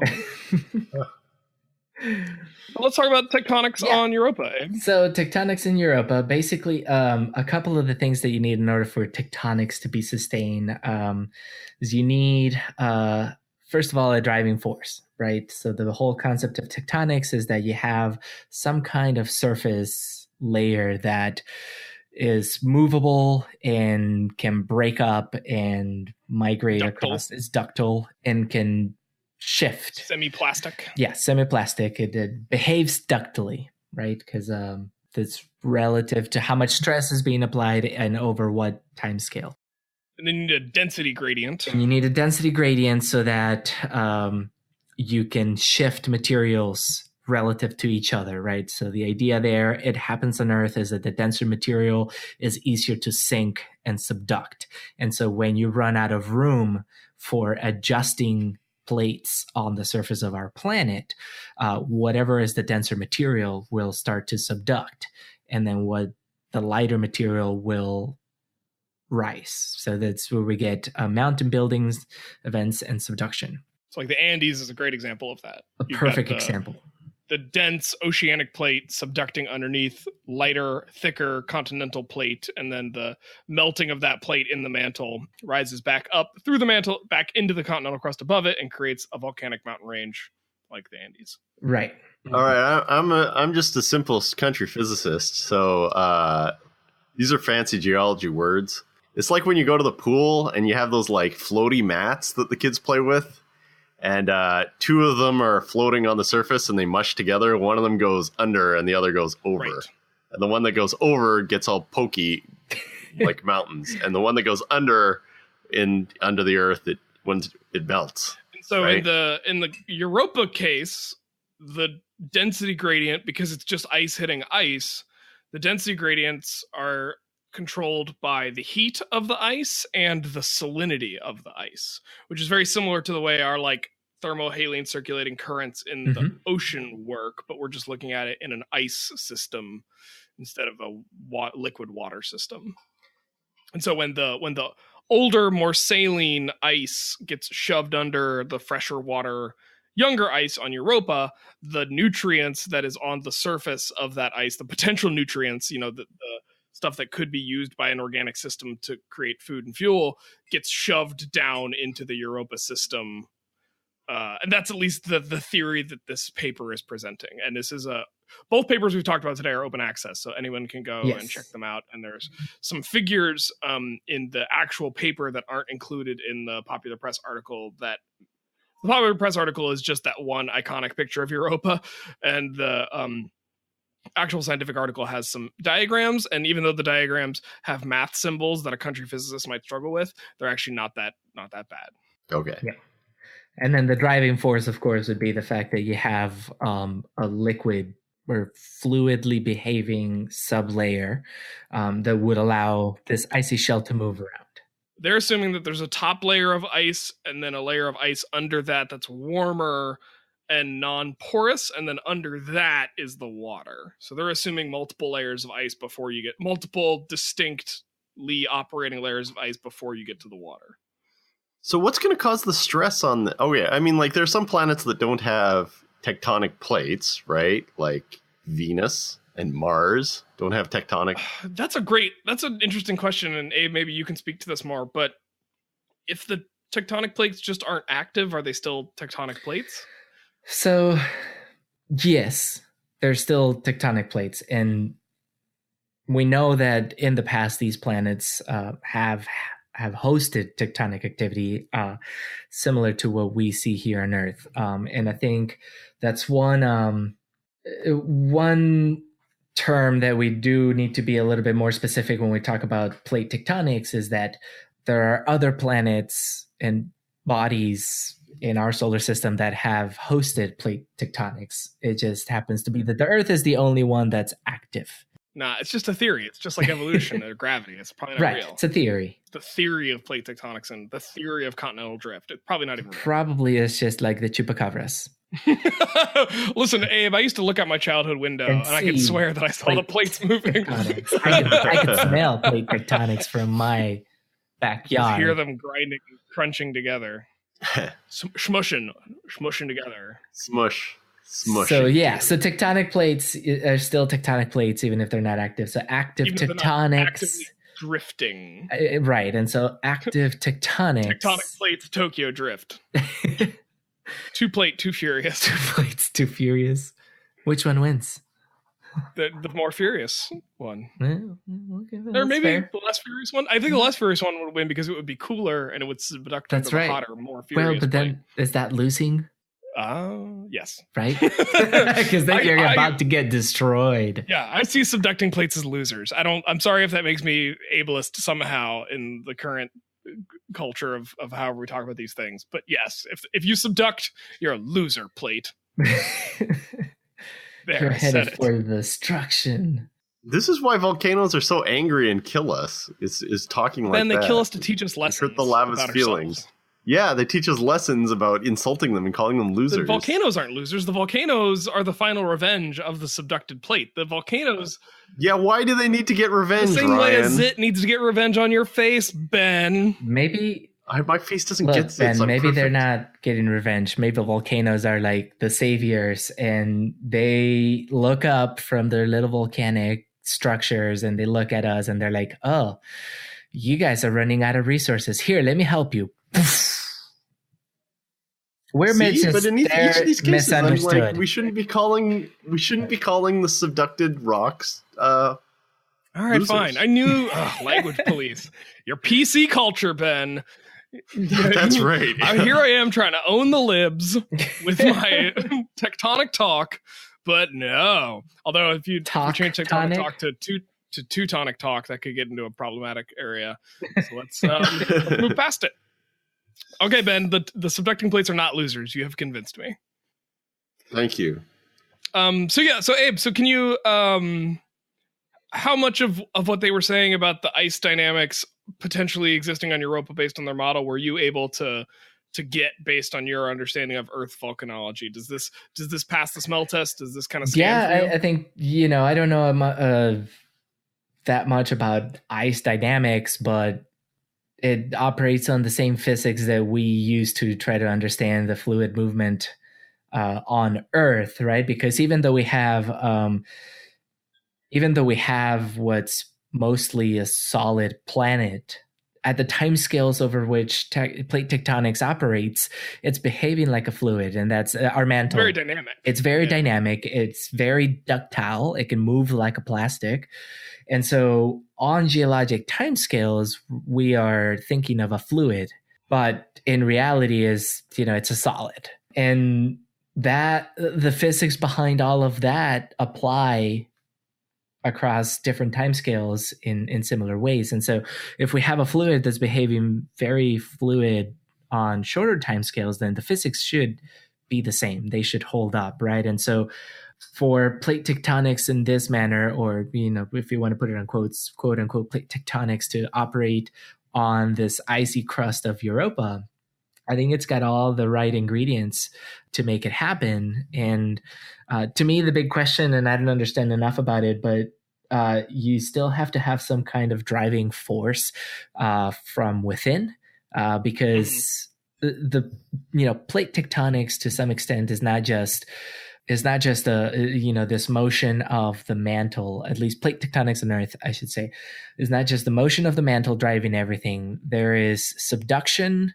That difference in density is strong enough to actually pull some of the material with it, and so that also becomes a different driving force for convection and movement. But in our case, we also go back to the fact that we have a fluid outer core that can drive some of the strain that makes it such that the mantle can behave like a fluid, and it's under stress continuously, and it's creating movement from within, right? And so on Europa, there's got to be a mechanism for creating enough movement in this sublayer that's liquid, so that transfers to those that porous lower section of the ice. Within our own terrestrial plate tectonics, there's still talk about what it is that's the ultimate driver of the tectonic movement of our own plates. So that's not something we necessarily even understand about the Earth system. And it sounds like the authors of this paper were going more on the observational data we have from Europa's surface that seems to suggest that something's happening deeper down. So apparently There are features that look similar to mid-ocean spreading ridges where new ice is forming in between the spread of existing plates. There also apparently have been features that look like subduction zones. And then there's also not a lot of craters in the ice on Europa's surface, which implies that the surface is relatively young, which suggests that it's continuously turning over, because if it's very old, you would expect, we can estimate the average rate of impact. And so a surface that's been exposed to the solar system for X amount of time should have X number of craters or X crater density. So things like that suggest that there is something happening with the ice, and we may not know the exact mechanism. If I had to guess, I would maybe think that the gravitational tidal forces that are creating enough heat to keep the ocean underneath the ice liquid maybe also create convection cells in the water that drive new water up from the bottom and are providing this new ice. But who knows? It's really cool.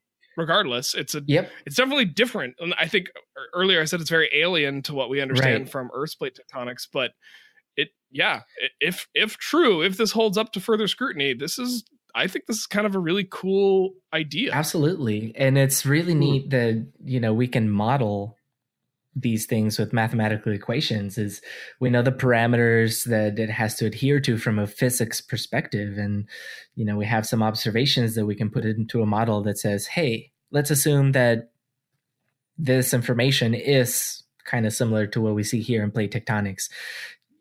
Does it hold up? And in this case, they have a very robust model that seems to show this is possible. Nice. Why not? Are you convinced, Ben? Did we convince you? Fantastic. Yeah. All right. Who do you think Europa roots for in the World Cup, since there are a lot of different countries in the continent of Europa? Croatia. France. All right. Those are two teams that are still in it, so I don't know, but I only know that because Julie asked me to look up stuff about it today, because France just beat Belgiania. This is a good game. Battle of the Francophones. I guess, and Canada. Where's Canada in the World Cup? Are they still in the World Cup? I don't know anything. Like when we joke about me not paying attention to sports ball, I am this out of it. This is it.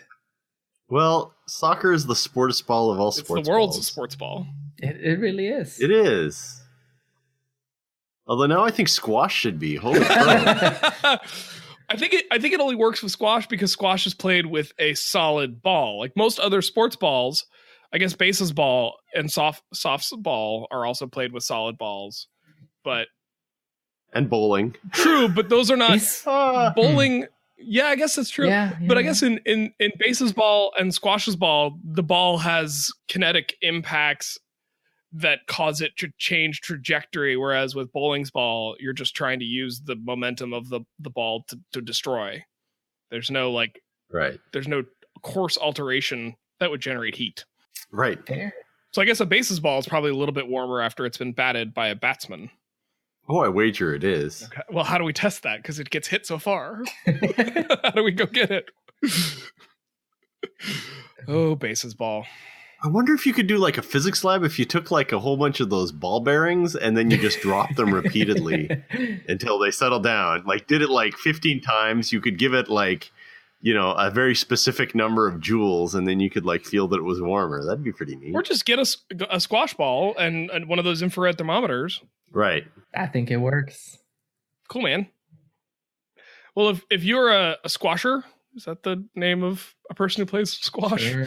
I don't know. Muddler, I think they're called. Most of the squash I interact with are zucchini for food purposes, but the most delicious of the squash, as far as I'm concerned.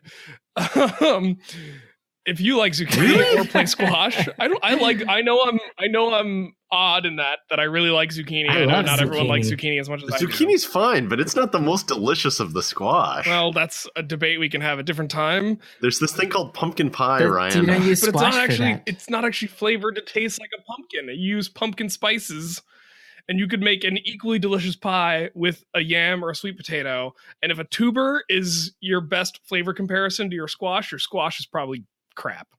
I mean, but you can make similar squash pies out of like sweeter squashes. Right, like, in with your not squash pumpkin. thoughts, and you may squash thoughts, squash the sports thoughts, or any other thoughts you have. And those might make it into our final segment. And that segment is called the PaleoPOW. Squash Talk.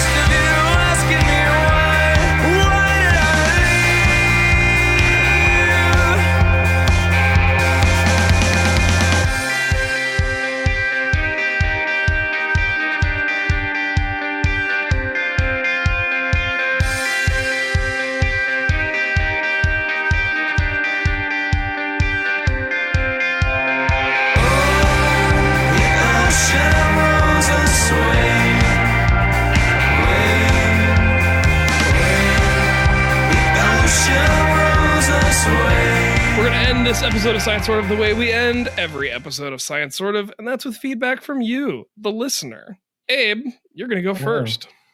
I have to come up with a thesis. I'm going to need help. We have a thesis that we need to come up for one of our patrons, Sam L. Thoughts? And Sam gives at a level high enough that he earns a BSSO, a Bachelor of Science Sort of, and that means that's a thesis granted degree, and so we have to come up with a thesis. And I know Sam. You might have met Sam at this point, Abe. I realized without actually doing it on purpose that when I went to grab a mug for the beer I'm having, that it's a mug Sam got me. I also have a bottle opener from Sam. Sam is a big supporter of the show. He's given me physical objects. He gives us patron donations every month. And he's also hosting a hot sauce party this weekend that you and I are going to, Abe. So we're going to eat a bunch of his hot sauce because he's also a hot sauce nerd like you and I are. Can I bring the pure capsaicin? You can bring it. I don't know that anyone will want it unless you freeze it into an ice cube. But I know more about Sam than I know about the average patron. So maybe we can incorporate a little bit of what we know about Sam hot sauce into, spicy. He's a spicy fella. So what can we do with Europa and wolves and spicy foods for Sam's thesis? Ben, go. Werewolves, people, canid morphological transitions in the. So what about like capsaicin-induced lycanthropy or something? Do you think spicy foods would make you more likely to turn into a werewolf or less likely to turn into a werewolf? Or is that Sam's question? Definitely more likely. More likely. But is Sam testing that idea? Yes. I think Sam would take someone and give them hot sauce on Europa and see if the radiation turns them into a canid. It doesn't really seem feasible for this degree that we're granting. I don't know that we can do interstellar, or I guess not interstellar, but... Sam L has a tremendous amount of funding. Does he? Oh, yeah. Okay, but also, like, if you want to get your master's, or even this is a bachelor's. If you want to, right. Usually an honors thesis isn't a multi-year project, and right. 2 years max. Something to Europa is going to take a while. I suppose. Modeling based. Yeah. So it's numerical modeling on the surface conditions of Europa. Modeling capsaicin-induced lycanthropy at, like, somewhere in Antarctica. Give me an Antarctic location, a test case for werewolves on Europa. Antarctic location. Yeah, just give me like a good location in Antarctica where you would put off a study do a study like this. The dry valleys, McMurdo dry valleys. Where do they put the submarine in that test you're talking about? The McMurdo dry valleys. Is that actually? So they put it in the McMurdo Sound, which is the ocean, right? So under the ice shelf. So they drilled a hole. What if you used hot sauce to drill a hole and put a werewolf in the hole? They also put the submarine and then filled it back up. The dry valley.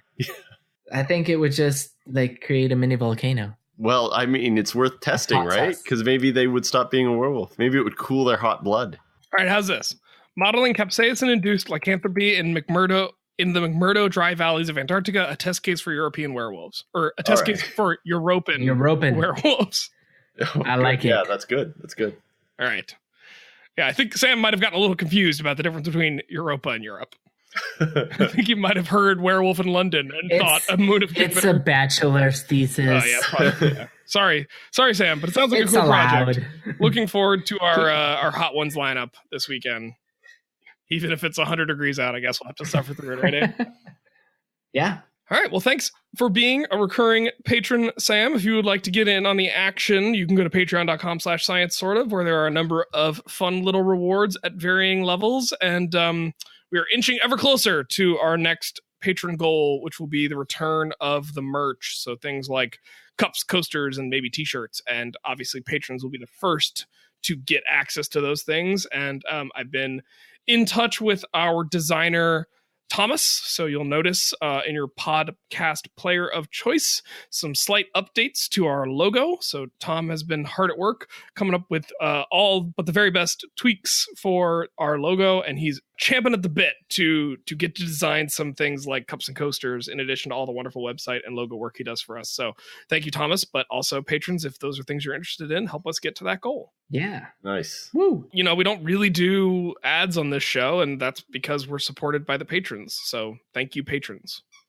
And everyone else should thank the patrons too. Even if you're not a patron, just thank them in your heart, where you keep, next to where you keep the science, right, Ben? Yeah. Okay. Your heart. I am going to go next. Chelsea sent me an email through my website. I've been getting some weird emails through my website. This was not one of them, but I have been getting some weird ones. It's been a trip. All right. This is feedback concerning my episode, Road Killing It, where I interviewed my friend Rachel about her work looking at coyote isotopes. Were you on that one, Ben? I feel like Yeah. Coyote isotopes. on the roadkill coyotes. Yeah, I was. So apparently I misspoke, which happens because, I don't know, I mean, when the red light of truth is staring you in the face, it can be hard to like say everything right all the time. Right, you guys? It's true. Yep. Yeah. Abe's doing this in a foreign language. Like, so imagine what he feels, if you can believe it. Double. So I misspoke. At some point, I said something wrong about rabbits, Ben. What? So I want to apologize to you personally. I was on the show and I let this through? We're going to see what Chelsea has to say. Dare you? She says, I have been listening to your show for many years and have never been moved to correct you. It was until a very long episode. Well, be that as it may, it's probably going to end up being shorter than this one. She says, I've been listening to your show for many years and have never been moved to correct you until you compared rabbit digestion to that of a cow. What? Also, like, she's never been, Chelsea, I really do appreciate your email, but I'm going to poke a little fun at you. I love the never been moved to correct you until now. Like, I'm getting stuff wrong every episode, but you know, this was the final straw, was when I compared rabbit digestion to that of a cow. So she continues, oh no, rabbits are actually hindgut fermenters and therefore are more similar to a horse, not like a cow at all. Not at all. I just for once had something to teach you, to thank you for the years of teaching you have all done for me. Thanks, Chelsea. So I would say as far as corrections go, this is about as perfectly constructed a correction as can be. Yeah, great feedback. Starts with flattery and it ends with flattery. Right? Yeah. I think a lot of the people writing in corrections who seem to usually possess a Y chromosome could take a few notes here and learn from Chelsea, because this is much more likely to get a positive response from me than the actuallys I tend to get. Oh no, this was great for two reasons. One, they're criticizing Ryan. Exactly. And the other is that they're talking about bunnies. Now, Ryan, if you had watched the Hallmark Christmas special, Christmas Bunny, which was on Netflix, and I've watched it, you would know that rabbits eat their own feces to help them digest. And that's not something... Yeah, cows don't do that. Cows chew their own cud, though. Ah, well, their digestive systems must be different then, huh? It's almost as if cows are doing things in the front, like chewing their cud in the mouth, and rabbits are doing things in the back. Therefore, they need to eat their poop. Exactly. I didn't make that connection until just now, but that is an excellent point, Ben. So this is one of those things where I study sloths. Sloths are, you know, the world's worst mammal for understanding anything about other mammals because they basically do whatever they want and don't follow any rules. And some of them are bears. And some of them are sloth bears raising man cubs with their panther friends. And singing jazz, yeah. Well, it was really the monkeys and the orangutan that were all about the jazz. Kind of They racist. were the king of the swingers groove, the jungle VIPs. Uh-huh. They'd reached the top, Ben. They had to stop. And that's what was bothering them. Okay, Yeah. so I actually did do a little bit of research on this because as a person who does work on mammals, albeit mammals that are usually dead for long enough that no soft tissue of the digestive system survives, this is one of those things where I've never had a super strong grasp on the difference between hindgut fermenters and foregut fermenters. And so I realized this is something I needed to just learn and put it away in my memory banks. Otherwise, I was going to make mistakes like this. And Chelsea was never going to have, she was going to be too busy correcting me to ever get any of the other important work done that she needs to get done. So here's the main difference. The main difference, as far as I was able to research, and my research may still be in error. So if I'm still getting things wrong, feel free to continue in with the corrections. But you have foregut fermenters and hindgut fermenters, and the fore versus the hindgut refers to where the animal stores the microbial community that breaks down the cellulose in the plants that they're eating. So cellulose is the plant fiber that makes up the cell wall of plants. It's C5H10O5, and it is indigestible by any normal mammalian digestive system.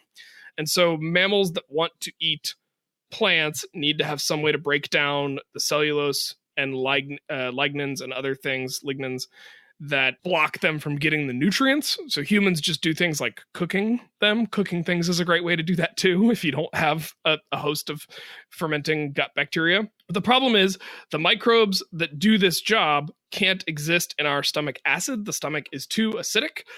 Stomach acid tends to be around a pH of 2, and these microbes need a pH of closer to 6 or 7, so almost neutral. 7 would be pure water. And so the animals have to evolve someplace to store the microbes where they can get access to the food, but aren't exposed to the stomach acid. So in foregut fermenters, they have a rumen, the front stomach that is in front of the acidic stomach compartment where the food goes first for some of that breakdown. And then in hindgut fermenters, the cecum, after the stomach, but before the large intestine, is where the bacteria live and break down the food to then pass through into the intestine for absorption. Does that make sense? Wow. Yeah, that's really interesting. And the trade-off, so everything in biology is trade-offs, is that foregut fermenters are more efficient, but it takes longer. And hindgut fermenters are faster but less efficient. So depending on food availability and competition relative to food quality, kind of shapes which of these evolutionary strategies for breaking down plant matter is advantageous to the mammals in a particular region during a particular time. And then you have things like folivores, like koalas and sloths, which are eating a very low quality but abundant food, and they've got their whole own thing going on where they have a bunch of other issues. So koalas and sloths, which are two of the iconic folivores, tend to also have really large cecums or really large rumens, and they tend to have really long gut retention time, and they tend to just do everything super, super slow because that's the only way for them to get any nutrients out of things like leaves while still being light enough to climb up into the trees to get the leaves. Does that help, Chelsea? Did I do you right? I tried. I really tried on this one.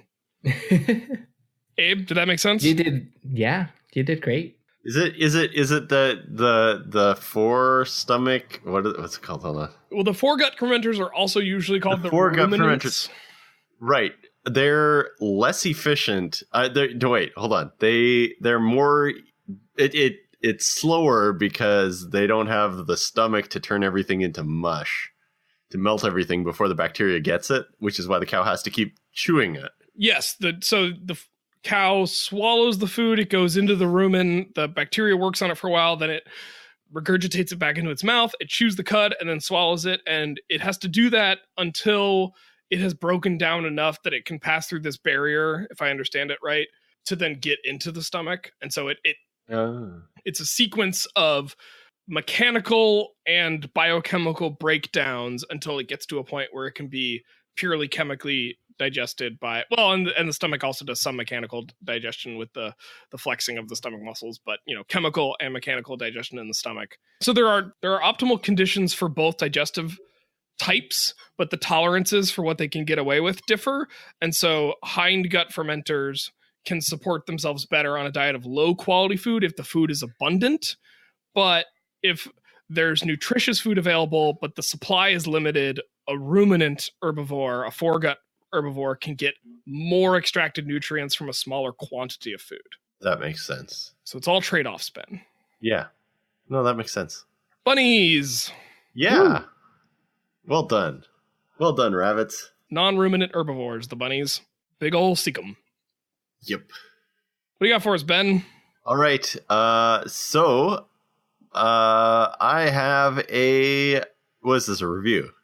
A review by... What kind of review? An iTunes review of the podcast. Is there a star rating associated with this review? Yeah, it's 5-star. A 5-star iTunes podcast review by Sakaikinkola-Kukorum. Did you give me this one so that I could try to pronounce the name? I gave it to you because it was... You'll see why I gave it to you as you read it. All right. But I did think it was funny that the word looks like cecum, and we've just been talking about cecums as part of the digestive tract. Sakaikinkola-Kukorum. So clearly this is a person who cooks colas and rums in the cecums of animals. They're making rum and coke haggis. Whoa, really? Is that a thing? No, I made it up, but they can try it. Oh, okay. They say, I have my roots in wildlife ecology, spending my time as an undergraduate at Peru State College studying the parasites of the fishes of Big Thicket Preserve in southeast Texas. I now work as a research lab tech focusing on transgenic mouse models. Love that the show often focuses on field work and population dynamics while working on my in vivo experiments. By the way, I double majored in wildlife ecology and biology, but it only counts as 1 degree. Ahem, Ryan. We'll be starting a master's, which may involve a PhD in cancer research probably in the next year or so. Wish me luck. Good luck. Keep up the good work. Kyle from Omaha. What does NE stand for? Nebraska. If you kept reading, then. University of the Nebraska Medical Center. All right. Well done, Kyle. Yeah, man. Yeah, good luck. Good luck making rum and coke in animal cecums. Peru State College is also in Nebraska. It is in the town of Peru, Nebraska. Oh, I thought... I was actually wondering about that. Okay. Yeah. So, well, that's cool. Ben... I didn't claim that my biology degree counted as 2 degrees. I have a degree in ecology and evolutionary biology, 1 degree, and another degree in environmental geology, 2 degrees. That's why I claim to be a double major. Kyle. Oh, that's different. That's a double degree. Thank you, Abe. Because I have a double degree as well. I have a degree in business. Yeah, I knew that. International business and 1 in geology. But mine is because I signed the wrong form. Whoa, what? That sounds amazing. I was trying to do a double major, less coursework, all that. Huh. Mine is because I was told that if I just tacked on a few more classes, I could double major, and then it ended up being a terrible year of very little sleep for me. So, yeah. So I do have 2 degrees. Kyle, thank you for your 5-star review, though. I appreciate it because we're still at 4.5 stars on iTunes. We need to get back. We're clawing our way back up into the 5-star realm, Ben. We lost our 5-star rating. What, really? Yeah, we got a 2-star, and Abe and I talked about this on the show. We got a 2-star that dropped us down into the 4.5-star range, and so we got because they didn't like how rambly I was? They said it needed to be better scripted. So please refer to your script, and let's get back on script, you guys. No. Well, I'm not sorry. What a jerk. No, it's honestly, who gives 2-star reviews? My script is a little messy. Right? Yeah, if you have any courage to your convictions, give us a 1-star. Don't do that though. But like if you should actually give Ryan a prize for writing me such natural dialogue. Well, the algorithm built into your core code makes it easy. Writing us, Ben. Us. Well, I don't know about you. Your sounds like you know what you're talking about. If you wrote my dialogue in Spanish. It's true. Abe's actually a very good. His 3rd degree, he doesn't talk about it often, is in improv. So he's very good at the yes and lifestyle. That's Bachelor of Science. Go figure. Bachelor of Improv. You got a BI in improv. It's not a BA, it's a BS. BS. We are all good at BSing. All right, well, thanks for joining me, boyos. If you would like to leave us an iTunes review, you can do that. It's super, super, super helpful. It definitely, I, as a scientist, can correlate our number of downloads pretty closely with how well placed we are in the iTunes store. So outside of the normal subscribers, which are great and we appreciate them, and you are the meat of every episode, people just being able to see the show in a place like iTunes where a lot of the traffic is flowing, very helpful, and the reviews drive a big part of that. So anyone who cares to go leave us a pleasant review or rating is greatly, greatly, greatly appreciated. Ben, how about your show? I was just going to send a retroactive thanks again for everybody who already has given us a review, because we couldn't do it without you. Oh my God, Abe, you're the best. He's a nice guy. Oh, thanks, Ben. Guys, this podcast doesn't deserve Abe. Hey, Ben, you're the next best. No. Just kidding. That's Ryan. No, it's Charlie. I'm just kidding. I was just going to say, and I'm here too. Ben, how's your show going, buddy? I've recorded an episode. I'm editing it now, so another episode's coming out, and we're destined to record another one in the near future. So the titanium physicist is shambling back from its long winter. So my podcast is two expert friends and I get together with a layperson who doesn't know any physics, and we try to explain a complicated topic from physics that they've never heard about and you've never heard about. And we talk about it. It's really interesting. Everything from why the sky is blue to complicated black hole stuff to complicated quantum cryptography. We cover everything. It's great. We even did a show where we talked briefly about how the surface of, because Venus doesn't have any plate tectonics, it can't efficiently cool its surface. It can't get any of that heat from the middle of the planet out. So at one point in time in its history, and fairly frequently, occasionally, maybe, I don't know, it's not really my field, the surface of Venus liquefies. Yeah, the whole surface turns liquid to vent all that heat out. Yeah, isn't that bonkers? It is so bonkers. It routinely just melts and then freezes. So the surface. You've had such luminaries as Ryan North and Charlie Barnhart and Dan Harmon, and maybe someday. Maybe someday who? Abe doesn't know a lot about physics. You could teach him. Abe. Yeah, no, I think I'm gonna have. Well, I'm thinking about geology episodes in the medium future. So I think I know about volcanoes. I probably have Abe on my side of the table, unfortunately for Abe. But yeah, Ryan came on the show once, and we tried to explain something to him. The Sea of Dirac. Yeah. Dirac Sea, is that you? Yeah. That was fun. Yeah, I had a good time. Ryan was on for a volcano episode too, wasn't he? I wasn't going to list myself as a luminary, though. I'm no Harmon. This isn't Harmon. Dan Harmon's episode was it was okay, but I should have chosen. I kicked myself after. Dan Harmon wanted to know about quantum mechanics, and I invited particle physicists on because they know some quantum mechanics, but I should have invited quantum computing people on because they do practical quantum mechanics. And I kicked myself after because I chose the good guests instead of the best guests. All right, let's get him back on. Well, no, I don't know. He's busy. busy recording podcasts about racism where I get my shark friends on. Yeah.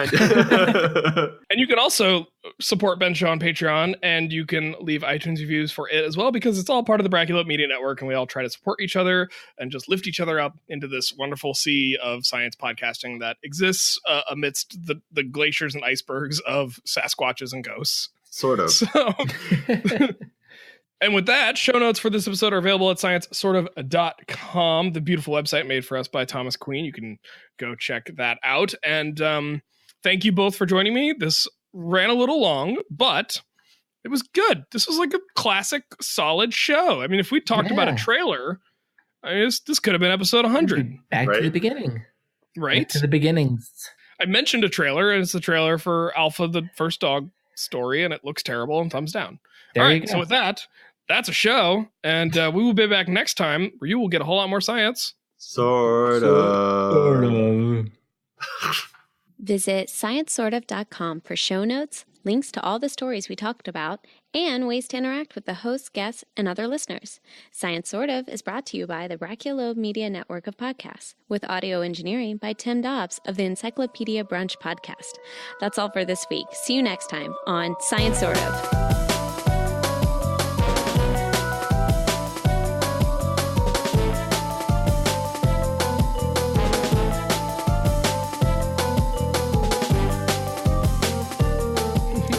Abe, were you dying? I was trying to burp.